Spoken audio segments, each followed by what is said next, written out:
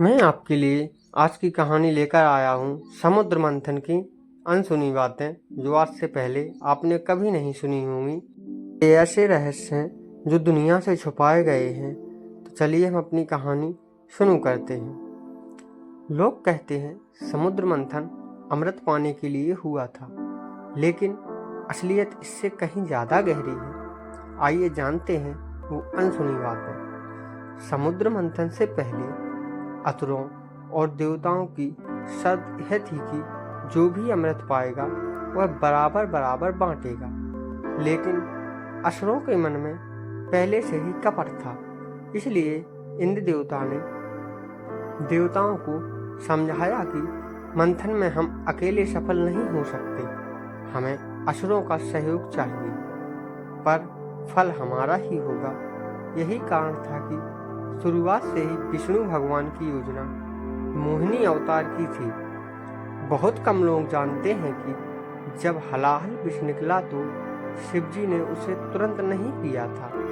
पहले देवताओं और असुरों ने मिलकर उस विष को अलग पात्र में सुरक्षित रखने का प्रयास किया, लेकिन जैसे ही उसकी अग्नि से तीनों लोग जलने लगे, तब जाकर देवताओं ने शिव से प्रार्थना की कि शिव ने जब विष पिया तो माता पार्वती ने उनका कंठ दबा लिया ताकि वह नीचे ना जा सके। यही कारण है कि हलाहल गले में रुक गया।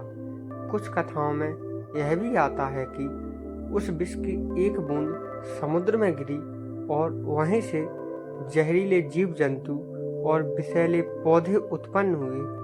एक और रहस्य यह है कि समुद्र मंथन के दौरान जो रत्न और दिव्य वस्तुएं निकली, उनमें से कुछ असुरों ने भी पाली थीं। उदाहरण के लिए शंख, मदिरा और अप्सराएं असुरों के पास पहले पहुंची, लेकिन वे उनका सही उपयोग न कर सके।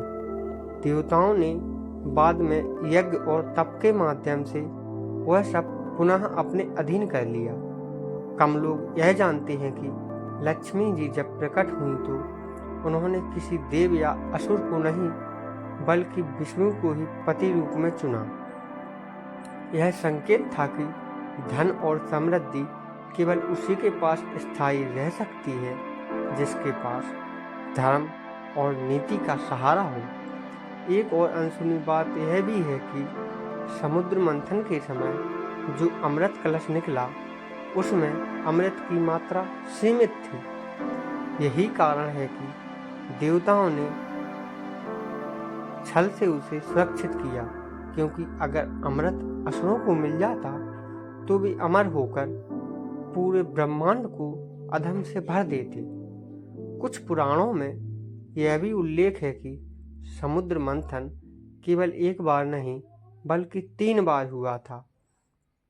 पहली बार देव असुरों ने, दूसरी बार दैत्यों ने अकेले और तीसरी बार केवल देवताओं ने गुप्त रूप से। लेकिन केवल पहली बार का मंथन ही विशुद्ध हुआ, क्योंकि उसी से अमृत और लक्ष्मी जैसी दिव्य वस्तुएं निकली। ये आपने कहानी कहीं नहीं सुनी होगी। इस कथा का गहरा रहस्य यही है कि यह केवल अमृत पाने का साधन नहीं था, बल्कि सृष्टि के संतुलन की परीक्षा थी। कौन विष सह सकता है, कौन अमृत का अधिकारी है, और कौन केवल लोभ में अंधा हो जाता है। तो दोस्तों, समुद्र मंथन हमें यही सिखाता है, त्याग करने वाला नीलकंठ बनता है और धैर्य रखने वाला अमृत पाता है, और लोभ करने वाला खाली हाथ रह जाता है।